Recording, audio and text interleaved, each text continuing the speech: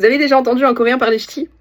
Parce que moi je suis ch'ti, et mon mari qui est coréen qui ne parle pas français, comment dire que quand il est avec ma famille, on lui apprend pas le plus beau des français qui soit. Et ça je l'ai compris quand mon mari, la première fois qu'il a rencontré mon frère, il lui a serré la main, il lui a sorti un joyeux « Salut Biloute ». C'est à ce moment-là que j'ai compris qu'il fallait que j'arrête de lui donner des cours. Bon, le salut Biloute c'est ma mère. Après il dit Hydrache aussi. Ça, c'est moi. Après, il commence seulement à apprendre. Hein. Je vous avais dit, prenez des cours sur Prépli avec un professeur particulier. Ce sera toujours beaucoup mieux qu'avec moi. Sinon, plus tard, mes pauvres gosses, ils vont se retrouver avec un papa coréen qui va leur dire « Ta cabrère, tu pisseras moins ». Oui, parce que le chénin mi, il l'a bien intégré aussi, hein, vous inquiétez pas. Hein. Bon, du coup, il est au début de ses cours. Donc, pour l'instant, il parle surtout anglais avec ma famille. Mon frère parle très bien anglais. Mais le reste de ma famille... il se dépatouille. Quoique, j'étais bien étonnée de ma mère, quand même. Bon, après, c'était pas parfait non plus. Il y avait des coquilles.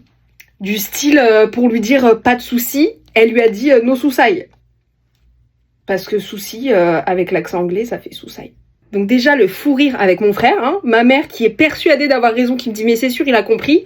Je demande à mon mari s'il a compris et s'il peut me dire en gros ce qu'elle a dit en anglais. Il m'a regardé, il me dit, elle a dit il y a pas de sushi, non?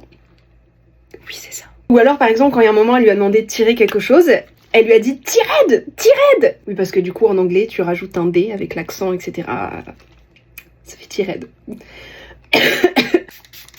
Ça m'aurait même pas étonné, vous savez, qu'elle nous sorte le truc du tabouret. Je sais plus qui est le comédien qui sortait ça. Mais elle aurait tellement pu me le sortir elle aussi. Après, il doit y avoir encore pas mal d'anecdotes, je vous avoue, j'ai pas noté. Là, ça va être à ma sœur de faire le taf dans les commentaires. Moi, en attendant, je vais arrêter de donner des cours de français à mon mari. Je vais plutôt me focus sur mon français à moi. Et je vais le laisser prendre ses cours sur Prépli. C'est mieux.